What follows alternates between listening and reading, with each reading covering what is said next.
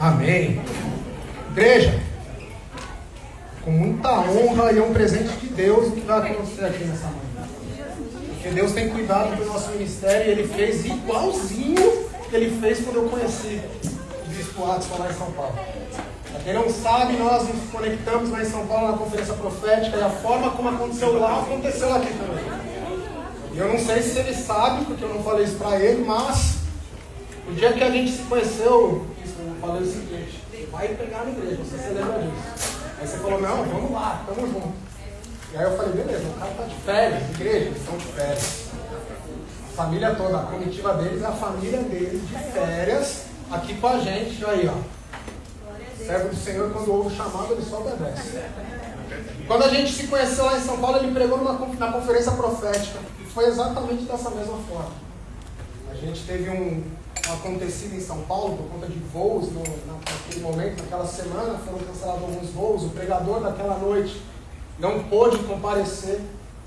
Pastor Santos, ele só, com autoridade, ele olhou e falou assim: eu sei que vai pregar, não precisa nem se preocupar, só liga, só liga.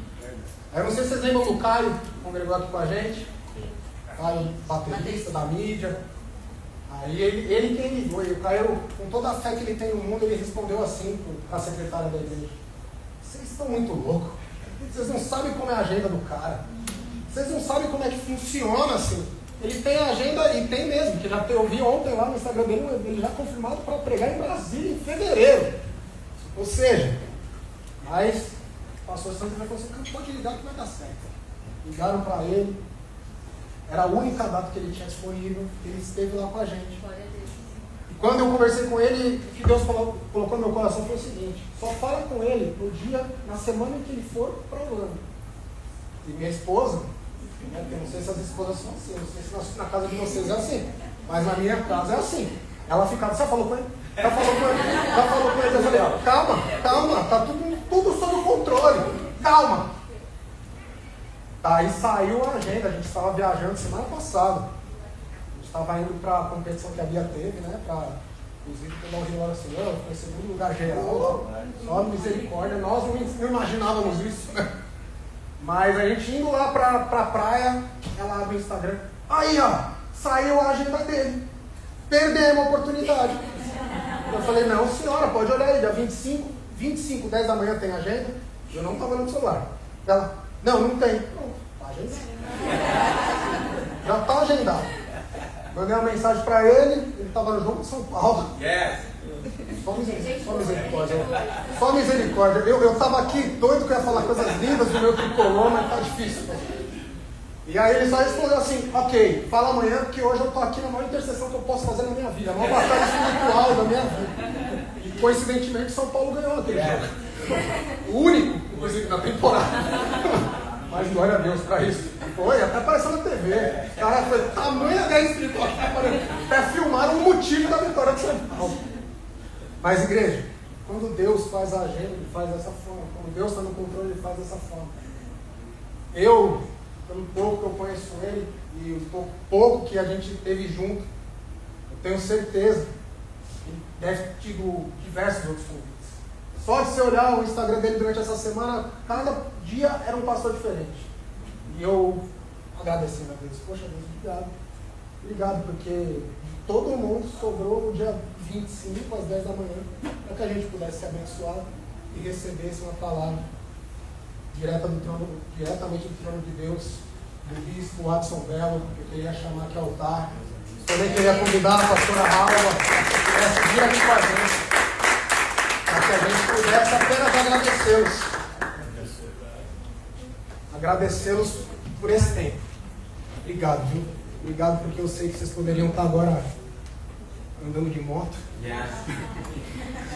A moto dele é aquele carrinho que vai no parque, sabe? Não sei ele quem disse. Minha sogra quase matou uma criança. Ó, a misericórdia do Senhor. Eu ainda não tinha pegado no teu pé daqui de cima, né? Senhor, me perdoe. Mas de verdade, pra gente é uma honra.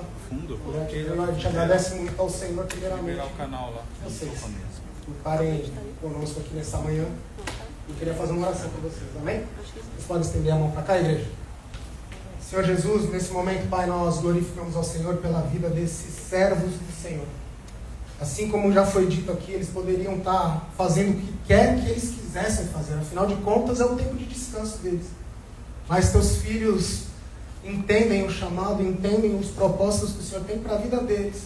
E se predispõem, se predispuseram, se colocaram à sua disposição para que uma igreja, mais uma igreja aqui em Orlando, pudesse ser abençoada através daquilo que o Senhor tem derramado sobre a vida dos seus filhos. Em nome de Jesus, como o pastor dessa casa, eu me entrego agora, em nome de Jesus, toda a autoridade espiritual que há nesse altar sobre a vida deles, para que, no nome santo de Jesus, nós possamos receber essa palavra diretamente do teu santo trono, e que sim, tudo que aqui for dito seja algo penetrante aos nossos corações e que gere uma verdadeira metanoia, uma verdadeira transformação em nossas vidas. Em nome de Jesus, é por isso que nós glorificamos ao Senhor por tudo que o Senhor tem feito. Recebe toda a honra e glória. Em nome de Jesus, amém, Senhor, e amém.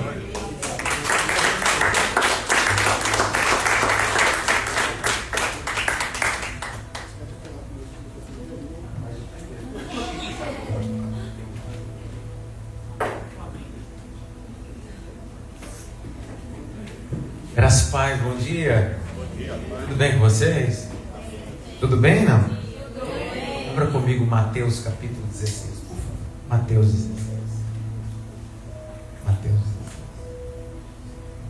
Que felicidade estar com vocês esta manhã, servindo vocês em um dia tão importante que é a ceia. Um dia de mesa, um dia de serviço ao Senhor. Glória a Deus pela vida do pastor Gabriel, pastor Rebeca, esse casal tão especial, que nos conhecemos na conferência lá em São Paulo. Como ele disse, aquela mesma feita, o convite foi feito, estarem para cá. Quando eu divulguei que às 10 da manhã minha agenda estava vazia, aqui os cultos é tudo pela manhã, 10 da manhã. Você imagina o tanto de gente, o tanto de pastor. E eu disse, não, eu tenho um compromisso, bom servir vocês essa manhã, nessa ceia. Estou acompanhado da minha esposa, vocês já sabem, Rodrigo, Tati está ali, Suelen, PP, está ali, está a Karen, minha filha mais velha, a Águia, meu genro, Victor, Manuela, Davi, e Davi é fogo puro e querosene, está bonito também. Mateus capítulo 16, versículo de número 13. Mateus 16, 13. Chegando Jesus às partes de Cesareia de Filipe, interrogou seus discípulos, dizendo: quem dizem os homens ser o Filho do Homem? E eles disseram: um João Batista, outros Elias, outros Jeremias, ou um dos profetas. Disse ele: e vós quem dizei que eu sou? Simão Pedro respondeu e disse: tu és o Cristo, o Filho do Deus vivo. Eu queria ler de novo o verso 16 mais uma vez, depois continua a leitura. E Simão Pedro respondendo disse: tu és o Cristo, o Theos Huios, Ben Elohim, o Filho de Deus, o Filho de Deus vivo. 17. Jesus respondendo disse: feliz és tu, ou bem-aventurado és tu, Simão Bar Jonas. Bar em hebraico é filho, Jonas é Ionã em hebraico, pomba. Jesus está fazendo um trocadilho. Jesus está dizendo: o filho da pomba, Bar, filho, Ionã, pomba. Porque não foi carne nem sangue que te revelou, mas o meu Pai. Grite bem alto: meu Pai. Meu Pai. Olha o detalhe, Jesus não está dizendo que quem te revelou não foi Deus, meu Pai. É a mesma pessoa. Entretanto, trata do vínculo que você tem. Até porque dentro da cultura judaica as pessoas estavam acostumadas a tratar Deus como Yahvé, ou Hashem, Adonai, Elohim e etc. Só que Jesus apresenta não Hashem, Adonai. Jesus apresenta Av. Av em hebraico é pai. É o que Jesus veio fazer. Ele veio apresentar não Deus, mas um pai a filhos órfãos. E esse é o papel. Olha o texto novamente. Mas meu Pai que está onde? No céu dos céus. Bom, no céu dos céus. nos céus. Hashamayim. Dá para repetir? Hashamayim? Hashamayim em hebraico é céu dos céus. São 3 céus. Olhando de baixo para cima, primeiro céu atmosférico. Esse que você vê as nuvens. Segundo céu, onde tem os planetas, as estrelas. E o terceiro céu é onde tem o trono e a majestade de Deus. Que o apóstolo Paulo diz: eu conheço um homem, não sei se no corpo ou fora do corpo, que subiu onde? Aonde? Terceiro céu. Então veja o texto. Ó. Mas o meu Pai que está nos céus. A pergunta é: ele está no terceiro céu ou está nos céus? O trono dele está no terceiro céu, mas ele está nos céus. Vou de novo, para ver se a gente entende isso aqui. O trono dele está no terceiro céu, mas o Pai está nos céus. O trono dele é fixo em um ambiente, mas ele é onipresente. Ele está em todo o ambiente. Aleluia. Eu vi um aleluia. 18. De novo. Pois também eu te digo que tu és Pedro, e sobre esta pedra eu edificarei a minha igreja, e as portas do inferno não prevalecerão contra ela. Será que você pode aplaudir Jesus por isso?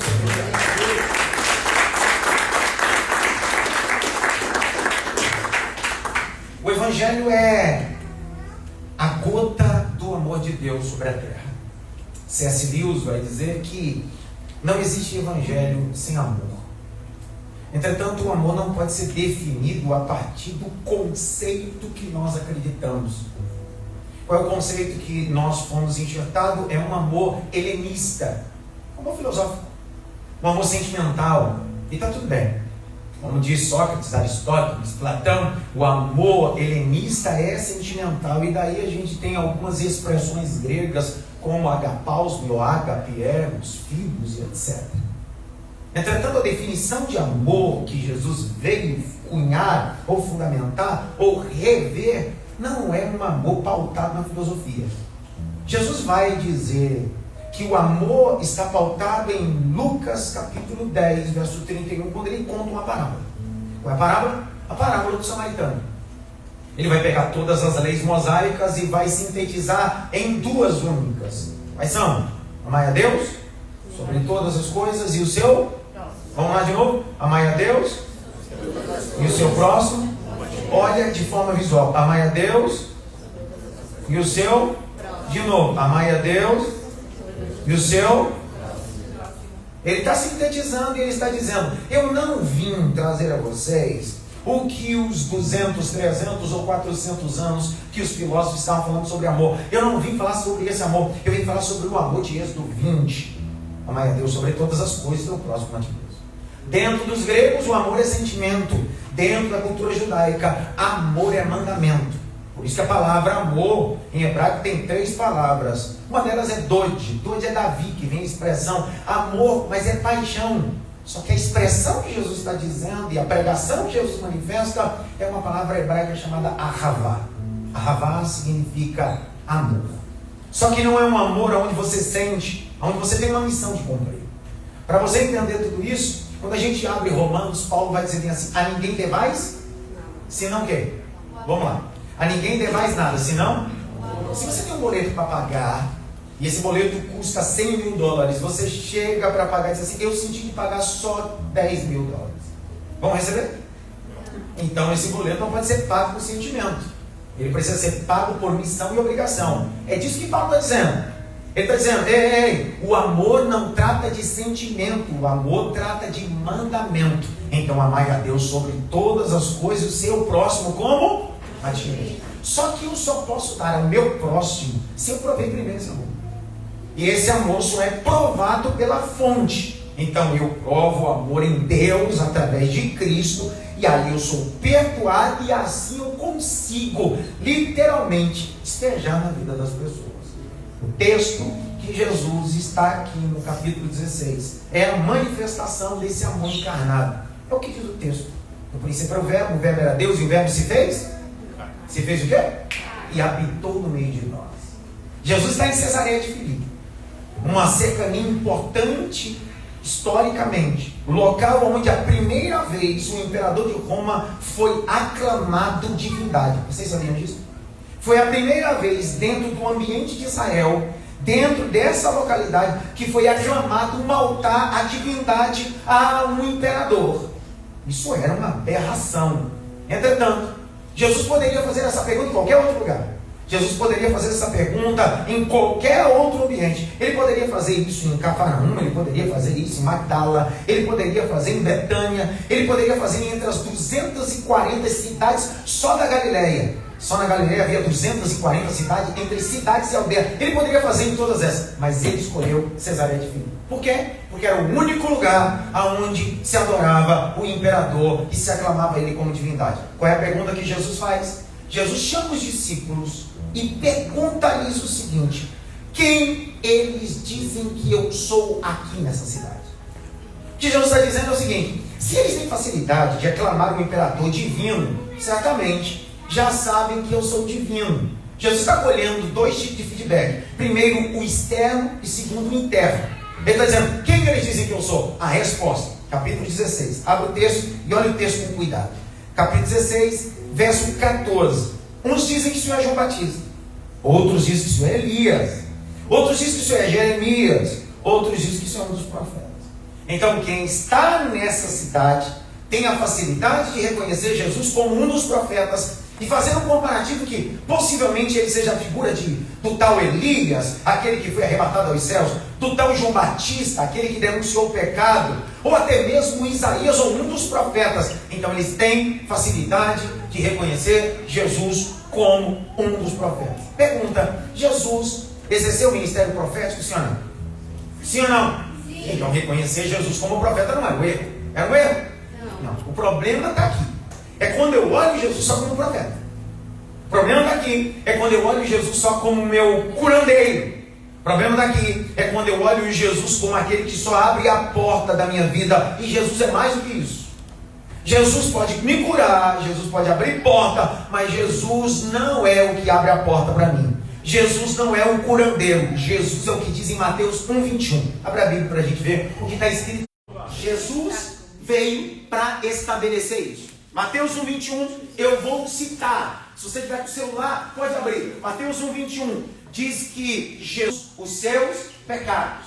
Grite bem alto: pecados. Pecados. Mais alto: pecados. Pecados. Então vamos lá. Jesus pode curar, sim ou não? Sim. Jesus pode abrir portas, sim ou não? Sim. Jesus pode me prosperar, sim ou não? Sim. Mas qual foi a missão principal que Jesus encarnou? Qual foi? Salvar nós de nossos pecados. A pergunta é: o que adianta eu ter dinheiro e continuar pecado? O que adianta eu entrar pela porta aberta ou uma porta importante e continuar em pecado? Porque a finalidade do Evangelho não é encher meu bolso, é encher meu coração. Vou de novo. A verdade do Evangelho não é me fazer um homem famoso, é me fazer um homem salvo pelo Evangelho de Jesus Cristo. Jesus está perguntando: quem eles dizem que eu sou? E a pergunta que ecoa essa manhã é o seguinte: se Jesus perguntasse para nós, quem Orlando diz que eu sou? Quem a América diz que eu sou? Quem sua casa diz que eu sou? Quem sua família diz que eu sou? E essa é a pergunta: qual é a opinião externa das pessoas a despeito de Jesus? Quem Jesus é? Ele é meu amigo. Alguns podem cantar e corroborar com alguns artistas dizendo assim: ele é o cara lá de cima. A pergunta é: ele é mais do que o cara lá de cima? Ele é mais do que seu amigo? Ele é seu Salvador. Jesus Cristo. Jesus Cristo. Se o Evangelho não resume a missão que é salvar, isso não é Evangelho. Olhe para mim, por favor. Isso é um detalhe importante. Um dos mais brilhantes pregadores ingleses, chamado Charles Haddon Spurgeon, ele disse assim: se a mensagem do Evangelho, o centro dela não for a cruz e Cristo, isso não é Evangelho, é só mais uma religião. Então, em todas as religiões você pode encontrar um pensamento legal, uma filosofia legal, mas só o Evangelho promove primeiro salvação, para depois cura. Eu vou de novo. Um dia Jesus está em uma casa em Cafarnaum. Desce um coxo Qual é a necessidade daquele coxo? Qual é a necessidade daquele coxo? A cura, sim ou não? Sim. Mas o que Jesus fez primeiro? Vamos lá? O que Jesus fez primeiro? Então presta atenção. Os 4 amigos escalam a casa, destelham a casa, desce o seu amigo, porque eles sabem que o seu amigo tem uma necessidade. Qual é a necessidade na cabeça dos 4 amigos que esse amigo tem? Ele precisa o quê? Andar. Só que Jesus olha para ele e diz assim: antes de fazer você andar, perdoados estão os teus pecados. A pergunta está aqui: o que adianta você andar, mas andar em pecado? Vou de novo. A verdade do Evangelho não é fazer você andar, é fazer você andar justificado, purificado, renovado, perdoado e santificado pelo sangue de Jesus Cristo. Diga glória a Deus por isso. Glória a Deus. A pergunta que não quer calar é o seguinte: Jesus pergunta: quem eles dizem que eu sou? Eles dizem: Senhor dos profetas. Pergunta: se você sentar com um muçulmano, ele vai concordar com o povo de Filipe. O Alcorão tem 114 surrás. Surrás são capítulos. Dos 114 surrás do Alcorão, existem 25 citações sobre Jesus. Sobre quem? Jesus. Quantas citações? 25. No Alcorão. E das 25 citações, todas elas concordam que Jesus é o quê? Profeta. Até o Alcorão corrobora, concorda que Jesus é profeta. O problema não é reconhecer Jesus como profeta. O problema não é reconhecer Jesus como que cura. O problema é reconhecer Ele como meu Salvador, o Deus encarnado. Jesus pergunta: quem eles dizem que eu sou? Tu és um dos profetas. Tu és um desses profetas aí que anuncia algo importante. Abra comigo Colossenses, aproveita e vamos num padrão diferente essa mensagem hoje. Abra comigo, por favor, Colossenses, capítulo de número 1. Quem é esse Jesus? Quem Jesus é para você? E a pergunta está aqui: se eu não sei quem é Jesus, eu terei um problema. Grite bem alto: problema. E qual é o grande problema? O problema é o analfabetismo sobre a pessoa de Cristo. E quando eu não sei quem é Cristo, eu terei um problema. Colossenses 1, 26 e 27. Colossenses 1, 26 a 27. Alguém lê para mim, por favor. Lê para mim. O mistério que esteve... Lê mais alto! O mistério que esteve oculto... Para! Você sabe o que é mistério? Algo oculto. Algo o quê? Oculto. Oculto. Quem aqui já assistiu, muito tempo atrás, assistiu acho que era no Fantástico, Mr. M? Mr. M? Entregou a idade. É? Entreguei a idade. O que o Mr. M fazia? Ele revelava o quê? A mágica dos outros. Só que o que fazia todo mundo ficar maravilhado era mais do que revelar a mágica como acontecia, era o que? A sua máscara. Então, tudo que você esconde vira um mistério. Martim Lutero, um teólogo alemão, dizia que enquanto os homens usam máscaras para se esconder, Deus decidiu usar máscara para aparecer. E decidiu usar máscara para aparecer como? Em Cristo. Por quê? Cristo é divindade. Grite bem alto: divindade. Divindade. Divindade. Divindade. Porque se Deus se manifestasse em sua imutabilidade, nenhum homem resistiria. Então lê de novo, continua para mim, vai. O mistério que esteve oculto durante... Não tem problema, eu também não estou. O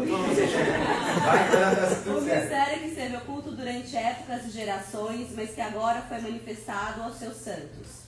A ele quis Deus dar a conhecer entre os gentios a gloriosa riqueza desse mistério, que é Cristo em vocês, a esperança da glória. Quem é o mistério?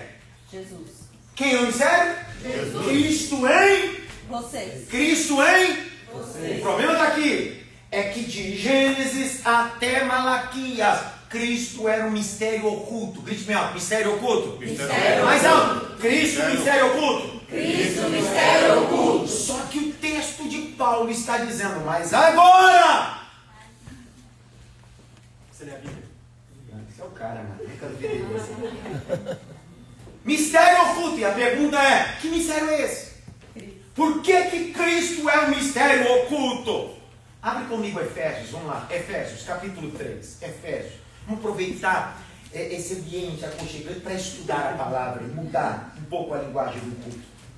Efésios capítulo 3, verso 2 a 5. Efésios 3, 2 a 5. Cristo é o mistério. Por que Jesus está perguntando? Quem eles dizem que eu sou? Eles estão me vendo como profeta, mas quem eu sou? Lê para mim, minha filha, por favor. Eu não vi? É! Certamente Cara, você. quem aqui é de São Paulo? Paulista aqui? Então já sabe, paulista é tudo agitado, não sabe? São Paulo é tudo vai.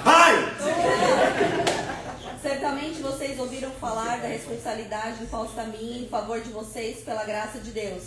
Isto é, o mistério que foi me dado a conhecer por revelação, como já escrevi em poucas palavras. Ao lerem isso, vocês poderão entender a minha compreensão do mistério de Cristo. Para! Mistério de quê?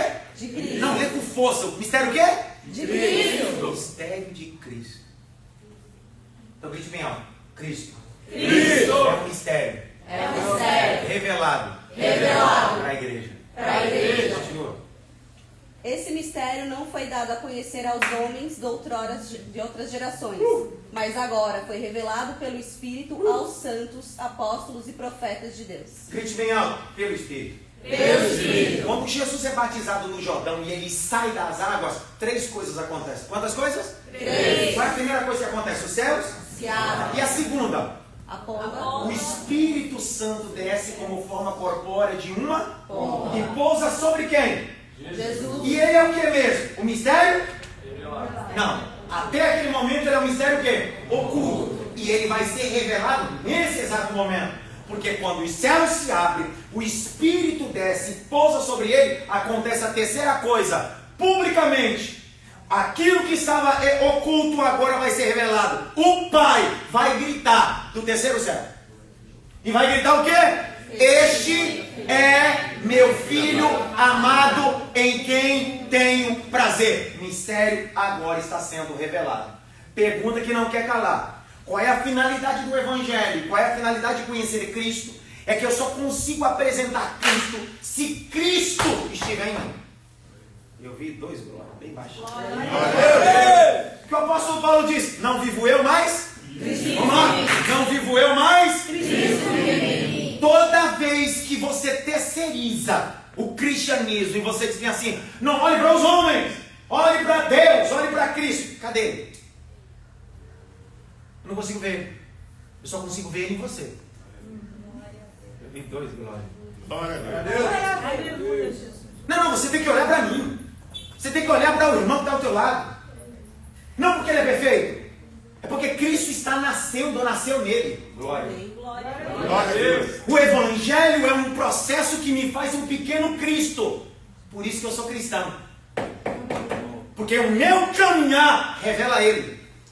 A minha vida aponta a Ele. A forma que eu vivo glorifica a Ele.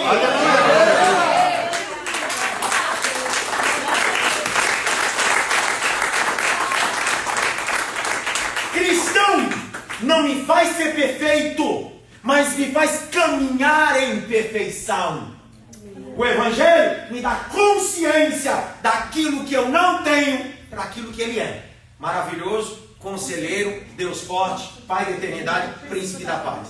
Então grite bem alto. Jesus. Jesus. Mistério. Mistério. Oculto. Oculto. Mas revelado. Mas revelado. A igreja. A igreja. Pega na mão de alguém assim. Cristo se manifestou a você. Cristo se manifestou a você. Eu vi 2 glórias. Glória a Deus. Pergunta. Se Cristo estava oculto, onde ele estava? Em Gênesis. Em Êxodo. Onde ele estava em Levítico? Onde ele estava em Números? Deuteronômio? Onde ele estava em Josué? Juízes? Onde ele estava? Em 1 Samuel? 2 Samuel? Onde ele estava? Em 1 Reis, 2 Reis? 1 e 2 Crônicas? Onde ele estava? Aonde ele estava? Nos profetas maiores? Não. Aonde ele estava? Ele sempre esteve lá. Mas ele estava o quê? Estava o quê? Oculto. Vamos para Lucas. Vou te dar outro texto importante. Lucas. Último capítulo de Lucas. Capítulo 24. Verso de número 44. Isso é Jesus falando. Lucas 24. Obrigado. Eu sou cegueta mesmo. Pode ler pra mim. E disse-lhe, foi isso que falei... Para, quem é que disse? Jesus, gripe alto, Jesus. Não, mais alto, Jesus. Então, Jesus disse depois da ressurreição. Qual o seu nome? Carla. Carla. Continua, Carla, vai. Foi isso que falei enquanto estava com vocês. O que ele falou? Era necessário que se cumprisse tudo o que a meu respeito está escrito na lei de Moisés. Para, a lei de Moisés são quantos livros? 5. 5, chamados de Pentateuco ou Torá. Então Jesus está dizendo, volta, Carla, e fala, lê de novo o que Jesus está dizendo, vai. E disse-lhe, foi isso que falei enquanto estava com vocês. Era necessário que se cumprisse tudo que ao meu respeito está escrito na lei de Moisés. Então para, significa que nos 5 livros fala de Jesus. E a gente não percebeu. Só que Jesus está dizendo, eu estou oculto e você nunca percebeu. Lembre-se que a antiga aliança é dividida em 3 blocos. Quantos blocos? 3. Torá, Nevim e Ketuvim. Dá para repetir? Torá. Nevim. Ketuvim. Mais alto. Torá. Torá é lei. Ok? Torá é lei. Nevim é profetas. Ketuvim é escritos. Então, o que nós chamamos de antiga aliança, o judeu chama de Otaná, dividido nesses 3 blocos, onde estão os livros. Então Jesus está dizendo, continua. Ele está escrito na lei de Moisés, nos profetas e nos salmos. A pergunta é, Jesus está dizendo, em qualquer livro, em qualquer texto que você procurar, eu estarei lá. Amém. Havia um amém. Glória a Deus. Aleluia. Aí a pergunta é, como eu nunca vi ele? Não está literal. Escute, o livro de Esther tem 10 capítulos. Quantos capítulos? 10 capítulos. Não existe o nome de Deus escrito de forma direta. Eu escrevi um livro com quase 270 páginas, a exegese do livro de Esther. E Vitor Hugo, um dos mais brilhantes escritores, diz assim que o livro de Esther é um grito. Qual é o grito? É de um Deus invisível, mas evidente. Um Deus invisível, mas evidente. Por quê? O livro de Esther, você não vê o nome de Deus, mas vê a mão de Deus. Você não vê o nome de Deus aparecido, mas você vê o agir de Deus na vida de Mordecai e de Esther. Você não precisa ver Deus, você precisa manifestar a glória que Ele tem através de você. A pergunta que não quer calar, se Jesus está escrito lá, onde Ele estava escrito? Vou dar um exemplo básico. Você lembra que o povo caminhou no deserto 40 anos? Quantos anos? 40. Quantos anos? 40. Durante 40 anos o povo vai caminhando no deserto. Quantas vezes Moisés encontrou com uma pedra, uma rocha? Quem é que lembra? 2 vezes. A primeira vez Deus disse para ele fazer o que com a rocha? Fazer o que com a rocha? Bater. Ferir, sim ou não? Sim. Ferir a rocha vai sair o quê? Água. Depois ele se encontra com outra rocha e a mesma. Quem acha que é a mesma, levanta a mão. Quem acha que é outra, levanta a mão. Quem não acha nada, levanta a mão. É a mesma rocha. Por que é a mesma rocha? Porque o próprio comentário de Deuteronômio vai dizer isso. Porque se fosse outra rocha, Deus diria, fere ela novamente. Só que Deus está falando da mesma rocha. A rocha, primeiro encontro que eles tiveram com a rocha, feriu. A segunda, Deus, não precisa mais ferir. Ela já foi ferida. Agora você só fala com ela. Você imagina alguém passando e ver você falando com a rocha, sai água. Faz sentido você falar com a rocha, sai água? Faz sentido ou não? Não. Então significa que aquela rocha não é normal. Eu vi um é. Aquela rocha não era comum. Por mais que você visite o deserto daquela região, não existe nenhuma rocha que você sai falando e ela sai água. Nem batendo sai água. Porque aquilo não era uma rocha comum. E o que saiu dela não era uma água comum. Grite bem alto. Era o Cristo. Era o Cristo. Oculto. Oculto. Aí pergunta, por que eu sei disso? Simples. Vou falar uma loucura, não sei se você vai pegar. Não é melhor nem falar, não pegar pra Quantos anos o povo caminhou no deserto mesmo? 40. Quantas vezes ele encontraram com a mesma rocha? 2. A primeira ele bateu. A segunda? Falou. Todo o tempo que o povo caminhava no deserto, essa rocha caminhava atrás dele. Eu vi, meu Deus, ó. Vou de novo. 40 anos anos o povo caminhando. Vai dar dois não na cabeça aqui agora. 40 anos a rocha tinha pé. Faz sentido pra você, cara? Não. Quer dizer que a rocha sai água? Faz sentido. Também não. Você vê como a gente é? Não faz sentido nem a água sair da rocha. Aí eu digo que a rocha tem perna. Peraí, mas não faz sentido. Faz sentido a água sair. Abra comigo todo mundo, 1 Coríntios 10, de 1 a 4. Se ela ler isso aqui, se não der glória, eu vou embora a pé de raiva. 1 Coríntios 10, de 1 a 4. Lê, cara!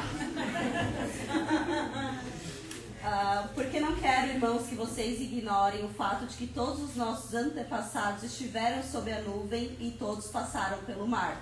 Em Moisés, todos eles foram batizados na nuvem e no mar. Todos comeram do mesmo alimento espiritual e beberam da mesma bebida espiritual. A bebida era o quê? Espiritual. Então continua, cara, vai. Pois bebiam da rocha espiritual. Para! A rocha era o quê? Espiritual. Agora lê devagarzinho, cara. Devagar, cara. Final, vai. Que os acompanhava. A rocha fazia o quê, cara? Os acompanhava. A rocha fazia o quê? Os acompanhava. Então a rocha acompanhava ele? Ela andava. Eu vi um algo.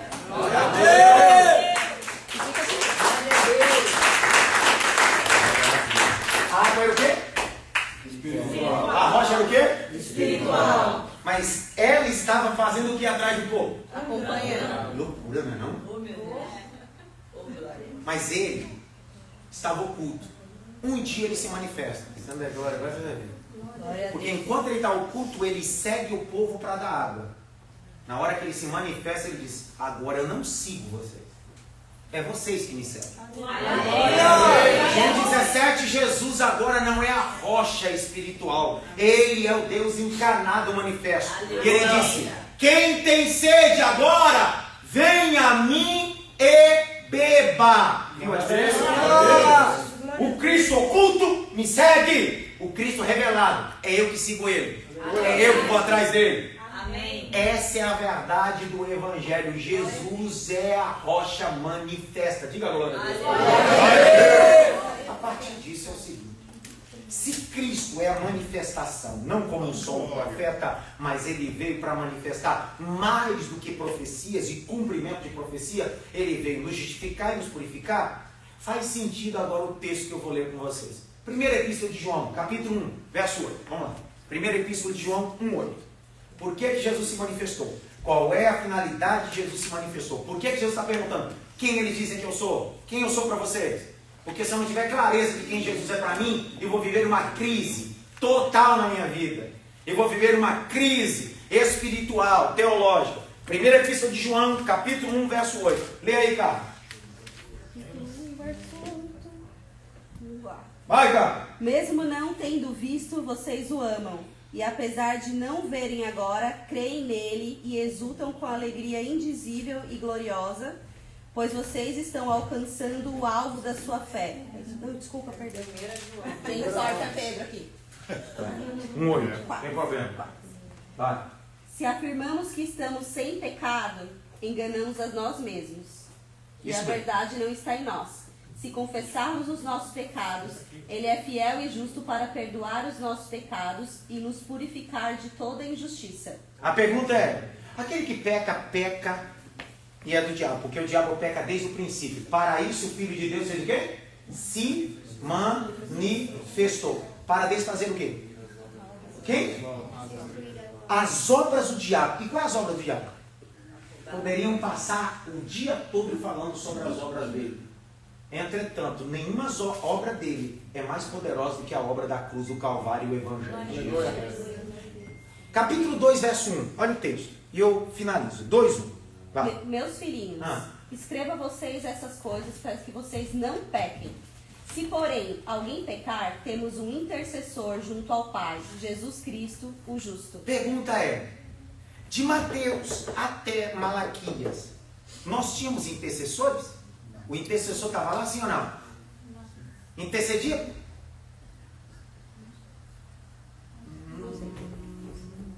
Fala comigo, pelo amor de Deus. Vamos lá, ó. Lembra? De Mateus a Malaquias, Jesus intercedia por alguém? Não. Quando você abre Jó capítulo 17, verso de número 3 a 4, o capítulo 17 de Jó, 17, 3 e 4, Jó diz bem assim: quem me dera eu tivesse um intercessor e alguém como fiador, porque isso não me aconteceria. O que Jó está dizendo é o seguinte: quem há que me dê a mão e quem possa ser o intercessor e fiador da minha história? Ele está dizendo, tudo que eu passei foi porque o diabo me acusou. O diabo não subiu para acusar, sim ou não? Sim. Quem intercedeu por ele? Ninguém. Porque o intercessor estava o quê? Estava o quê? Oculto. Só que agora João está dizendo assim: o intercessor, o advogado, foi manifesto. Aleluia. Sabe qual é a raiva do diabo? É que a gente não tem a paciência de Jó. Mas Jó nunca teve o que a gente tem: um intercessor, Jesus Cristo. É aquele que bate na mesa e diz ao diabo: aonde abundou o pecado, superabundou a graça. Por que Jesus não é o intercessor de Gênesis a Malaquias?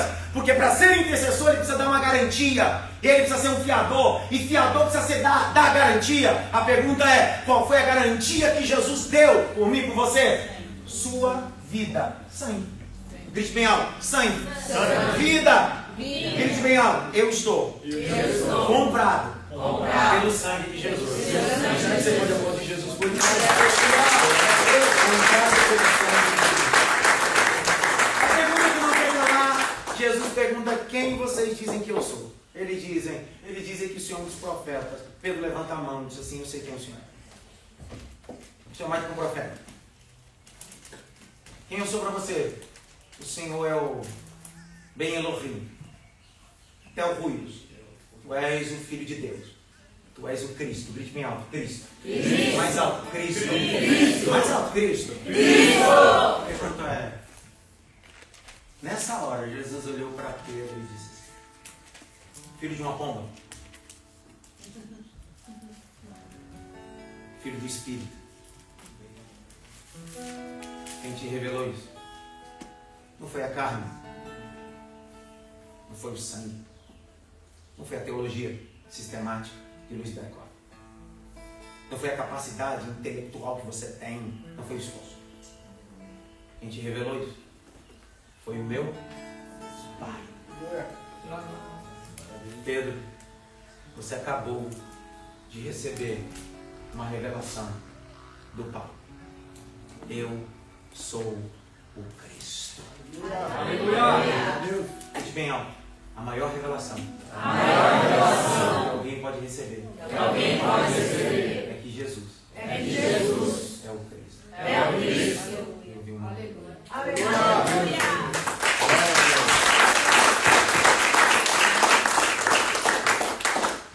Vocês já leram João 4?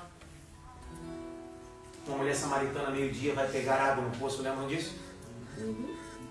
No meio do diálogo que ela tem com Jesus, quando Jesus fala para ela sobre os seus relacionamentos que haviam sido sucumbidos, o que ela diz para Jesus? Veja que tu és o quê? O profeta. Sim ou não? Sim. Mas no continuar do diálogo, ela disse: o senhor é diferente. O senhor é mais que um profeta. Grite bem alto: quem Jesus é? Mais alto: quem Jesus é? Abre aí João 4, só para você ver. João 4. Abre aí. João 4. João 4. Quem Jesus é? Abre o texto que me leu com você, para a gente entender isso. João 4. Quem Jesus é? Verso 23, cara, até o 30. Olha o diabo. Cara, eu sou a terceira geração de pastor na minha família. Glória a Deus. Eu casei virgem, minha mulher deu em cima de mim. Eu fui pro seminário, eu tinha 17. Abril agora vão fazer 24 anos de ministério. Em março agora eu vou completar 19 anos pastoreando a mesma igreja com ela em São Paulo. Eu assumi, tinha 22, ela tinha 20. E essa foi minha terceira igreja. Eu fui pastor ainda em Timóteo. O que eu estou dizendo por isso? É possível você estar na igreja há muito tempo, servir, tocar, e não saber quem é Cristo. Porque o nível de diálogo e de relacionamento com Ele precisa aumentar. Primeiro você tem um encontro com Jesus, que você reconhece que Ele é um profeta. Mas depois você diz, cara, Ele é mais do que um profeta. Ele é o Cristo. E quando você chega nesse nível de revelação, que Ele é o Cristo, aí você pode dizer, como o apóstolo Paulo diz em Roma, nada e ninguém me separará do amor de Cristo, não amor de Jesus. Não é amor de um profeta, é amor de Cristo. Lê o texto, Carla, olha o nível dessa mulher samaritana. No entanto, está chegando a hora, e de fato já chegou, em que os verdadeiros adoradores adorarão o Pai em espírito e em verdade. Aleluia. São estes os adoradores que o Pai procura. Deus é espírito e é necessário que os seus adoradores o adorem em espírito e em verdade. Disse a mulher: eu sei que o Messias, chamado Cristo, está por vir. Quando ele vier, explicará tudo para nós. Aleluia. Então Jesus declarou: eu sou o Messias e eu que estou falando com Lê de vocês. novo, cara, lê de novo. Disse então a mulher: eu Lê sei o 30 de novo, 30, vai. 26, ó, 26. 26. Isso, vai. Então Jesus declarou: eu sou o Messias, eu que estou falando. Lê de com novo, você. cara, lê de novo, lê de novo. Então Jesus declarou: eu sou o Messias e eu. Lê de novo, cara, lê de novo, cara. Então Jesus declarou: eu sou o Messias, eu estou falando com você. 27 agora, cara, vai, continua, cara, 27. Naquele momento, seus discípulos voltaram e ficaram surpresos ao encontrá-lo conversando com uma mulher. Mas ninguém perguntou: que queres saber ou por que estás conversando com ela? Então, deixando seu cântaro, a mulher voltou à cidade e disse ao povo: Cara, ela foi pro poço pegar o que, cara? água. O encontro dela com Jesus, que depois ela reconhece como profeta, mas termina sabendo que ele é o Messias. Ela disse: o que tem nesse poço não é mais importante.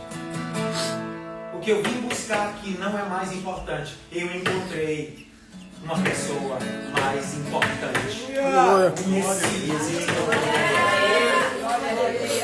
A segunda pergunta, pastor Gabriel, pastor Rebeca e a nós, bola de neve Orlando. Viemos fazer o que esse domingo? Com um cântaro, pegar uma água de um poço para uma semana de trabalho, de desafios. Entra domingo, sai domingo e eu venho para um poço com um cântaro pegar água e eu preciso de água porque eu preciso trabalhar, porque eu preciso fazer isso, está tudo bem. Só que essa mulher diz: cara, eu não me encontrei com só Jesus, eu me encontrei com Cristo. E quando eu me encontro com Ele, eu não faço mais questão de cântaro, nem de poço, nem de água. Ele é a fonte inesgotável.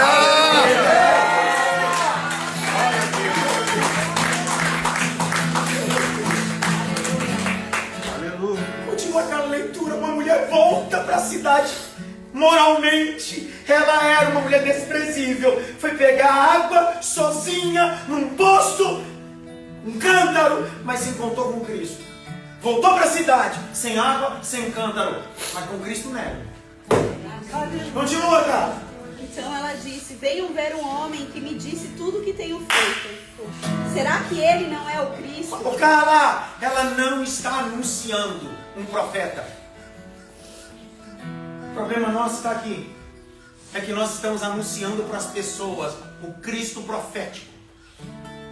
Ela está dizendo: ele é o Cristo, o Salvador. Aleluia. O ungido, o poderoso. Continua. Então saíram da cidade e foram para onde ele estava. Enquanto isso, seus discípulos insistiam com ele: mestre, come alguma coisa. Mas ele lhes disse: tenho algo para comer que vocês não conhecem. Então seus discípulos disseram uns aos outros: será que alguém trouxe comida? Disse Jesus: A minha comida é fazer a vontade daquele que me enviou e concluir a sua obra. Pergunta, terminei. Vocês não Todo, dizem... terminei. Segura só um pouco. Toda a cidade foi pro poço. Beber água do poço? Foram para quê? Se encontrar com a mesma pessoa que a mulher se encontrou. Aleluia. Posso falar uma loucura? Essa nossa comunidade é um poço. Está tudo bem. Só que quem precisa estar nesse poço, sentado, é o Cristo. Aleluia. As pessoas podem entrar pela nossa comunidade no domingo de manhã e dizer bem assim: cara, eu vou lá conhecer a bola de neve, eu vou naquele culto que eu tô com sede, eu tô com isso. A motivação pode ser errada, mas quando ele chega aqui, ele chega com canto, com vontade de beber água. Só que quem está sentado na beira do poço é o Cristo dizendo: vou te apresentar uma coisa melhor do que o poço e do que a água. Eu mesmo. Aleluia. Diz bem alto: isso é evangelho. Isso é evangelho.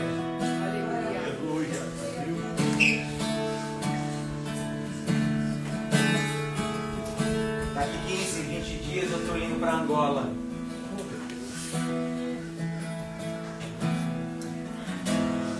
No ano passado, 60 dias atrás, nós estivemos em Moçambique, Angola. Eu estou aqui. Alguns anos eu venho para a América pregar, alguns anos eu ministro conferências, mas é a primeira vez que eu ministro na América com a sensação de África. Aí alguém pode dizer: por quê? Sobre isso. Pode faltar toda a tecnologia, mas se o Cristo continuar, a gente não sente falta. Aleluia. Escute, logo logo essa igreja terá uma estrutura maior ainda. Aleluia. Teremos uma estrutura escandalosa, até porque somos uma igreja que precisamos nos comunicar de forma visual, um grande telão, luzes, etc. A pergunta que não quer calar: só que nada disso será mais importante do que eu acabei de pregar para você. Eu prego por esse mundo. A pior coisa são igrejas com estrutura sem Cristo mais. É bom a gente entender que o evangelho não começa por uma estrutura. Aleluia. Começa com Cristo. Pai, nós te damos graça. Te louvamos. Eu queria te glorificar, Senhor, por essa manhã, pela vida do pastor Gabriel, pastor Rebecca, os músicos oficiais dessa casa, os membros, todos aqueles que vieram essa manhã. Vieram como eu, com um cântaro na mão, vieram motivados em beber água ou tirar água desse poço, mas essa manhã fomos literalmente desconstruídos. Então decidimos, Senhor, deixe o meu cântaro, porque eu encontrei algo mais importante. Eu encontrei o Cristo.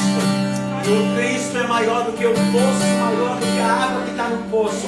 Ele é o autor da fé. Eu abençoo este lugar e abençoo esta casa de oração. Digo, Senhor, que em 2026 a bola de neve Orlando vai crescer de forma saudável. Em nome de Jesus, em Senhor. estatura, graça e conhecimento. Crescerá para a direita, para a esquerda, para trás e para frente. Crescerá entre as crianças, pré-adolescentes, adolescentes, jovens, adultos e terceira idade. Esta igreja será uma igreja que vai anunciar não o poço, nem a água do poço, vai anunciar o Cristo vivo, para a glória do teu nome, no nome de Jesus Cristo.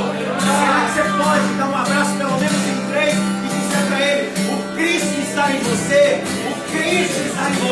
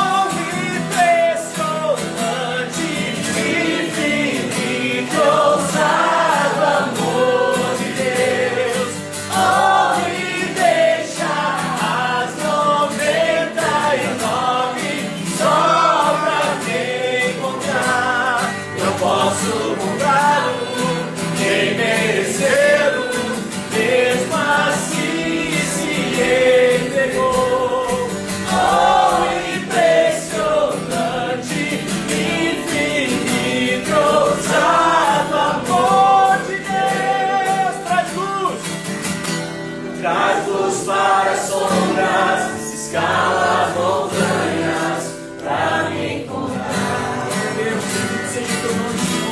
Derruba muralhas, destrói as mentiras, pra me encontrar. Traz-nos para as sombras, escala as montanhas, pra me encontrar. Derruba muralhas, destrói as mentiras, pra me encontrar. Traz-nos para as sombras, escala montanhas, pra me encontrar. Derruba muralhas, destrói as mentiras, pra me encontrar. Oh, impressionante, infinito, ousado amor de Deus. Oh, que deixarás 99 só pra me encontrar.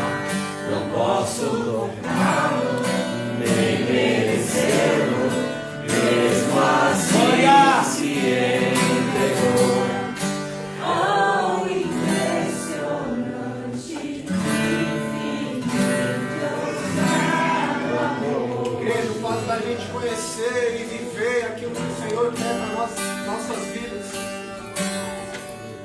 O fato da gente ter esse encontro genuíno com aquele é um ser, Deus, homem, Cristo Jesus,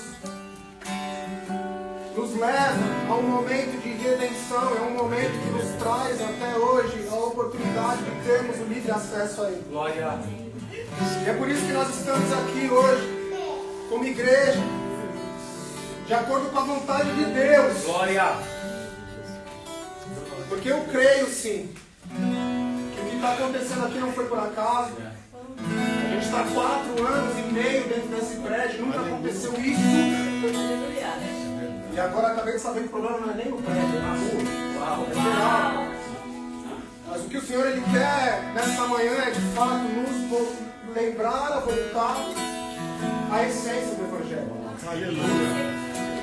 Porque a essência do Evangelho é isso, é Cristo vivo.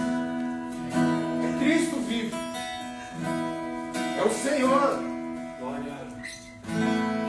Nós não precisamos de luz, nós não precisamos de equipamentos, de uma bateria, de um microfone. Glória. Porque a palavra de Deus, e esse é um alerta para esses nossos tempos, ela precisa, ela deve e ela tem que continuar sendo pregada. Aleluia.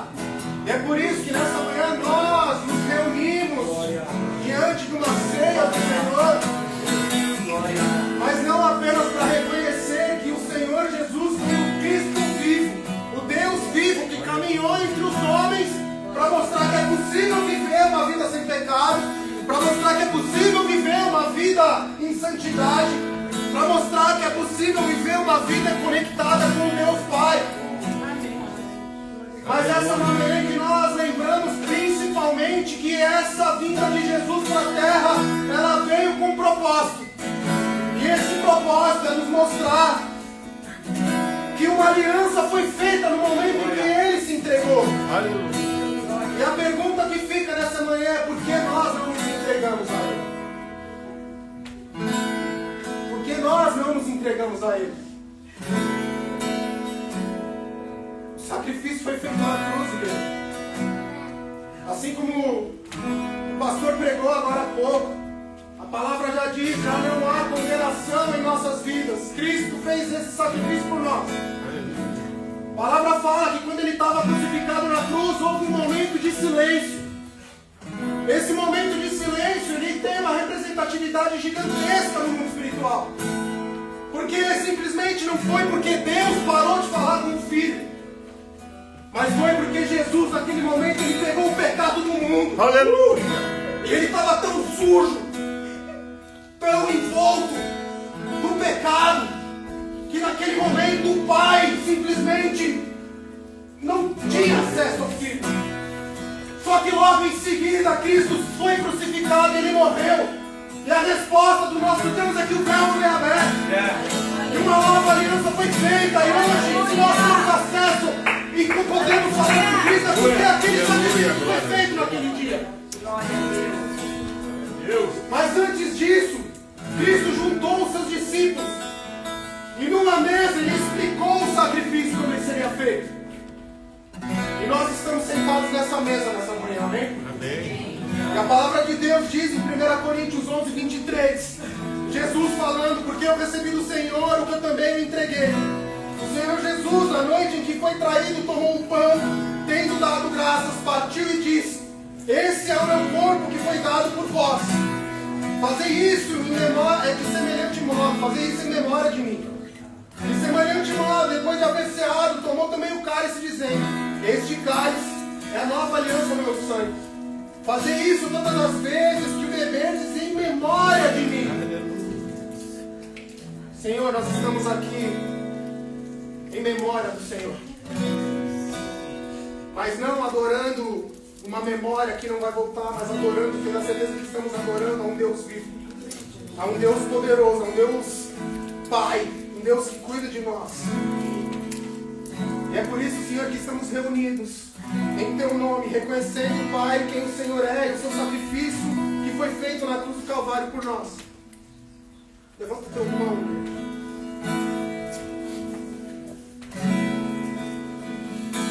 Alguém que você receber?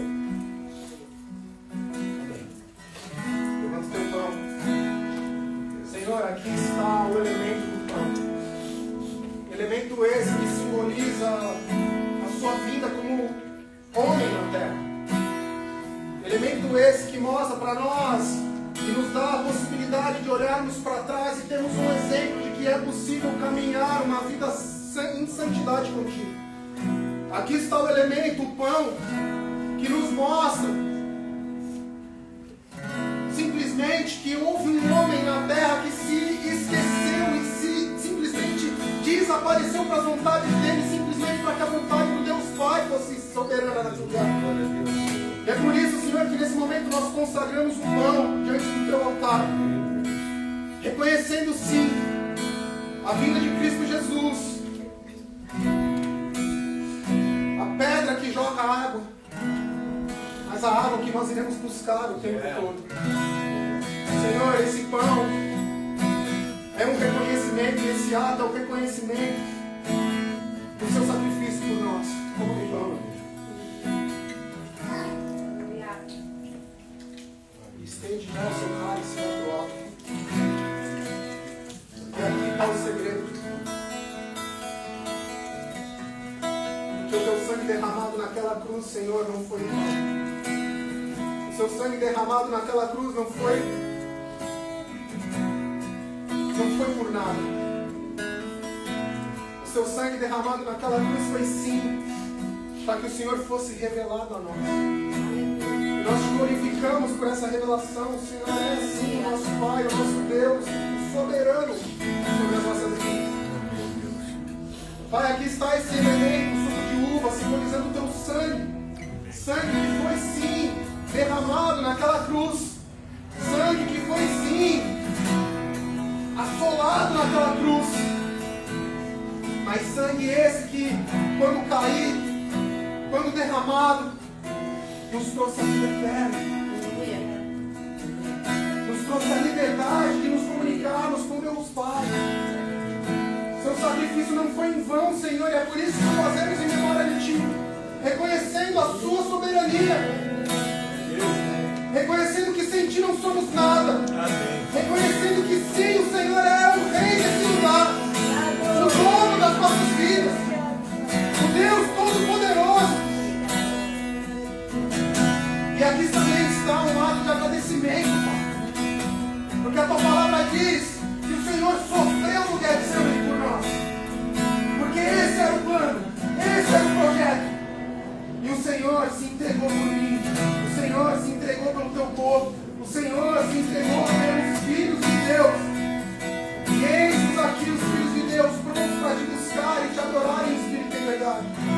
E nós fazemos esse ato reconhecendo o Seu sacrifício na cruz. E Te louvamos. Em nome de Jesus. Amém, Deus. Glória a Deus. E agora é o Senhor. E daqui a 1 milhão de anos estarei apaixonado por ti. E daqui a 1 milhão de anos ainda estarei. E daqui a 1 milhão de anos estarei apaixonado por ti. E daqui Queria te convidar a mão que irmão está ao seu lado.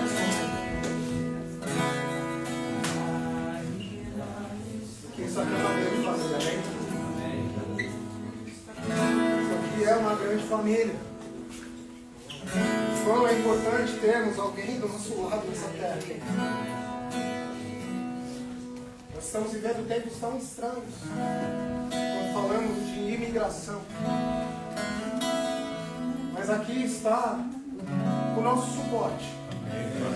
Aqui está aquilo que o Senhor fala na palavra. Amemos uns aos outros. Como a nós mesmos. Você pode olhar para o irmão que está do seu lado e falar assim: conta comigo? Conta comigo. Como o pastor falou, nosso socorro veio lá de cima. A gente não tem que se preocupar com nada. Só fazer a nossa parte. Nossa parte é principal. Adorar o Senhor todos os dias das nossas vidas. Entronizar o Senhor todos os dias das nossas vidas. Reconhecer que sem Ele nós não somos nada. Esse prédio não é nada. Esse lugar é um espaço vazio. Agora com um pouquinho de calor. Mas é um espaço vazio, sem nada. Mas quando o Senhor está aqui, meu Deus, quando Ele tem liberdade no nosso meio, grandes coisas a gente vai fazer. Repete comigo: se Deus é por nós, quem será contra nós? O Senhor é o meu pastor. E nada me faltará. 1000 cairão ao meu lado. 10.000 à minha direita. Eu não serei atingido. As portas do inferno não prevalecerão. Contra a igreja do Senhor. E profetiza assim: eu e minha casa. Eu e toda a minha casa. Serviremos ao Senhor. Oremos ao Senhor. Pai nosso que estás no céu. Santificado seja o nosso nome. Venha a nós o teu reino. Seja feita a tua vontade, assim na terra como nos céus. O nosso cada dia dai hoje. Perdoa as nossas dívidas, assim como nós perdoamos os nossos devedores. E não nos deixes cair em tentação, mas livra-nos do mal, pois teu é o reino, o poder e a glória para sempre. Amém. Glória a Deus.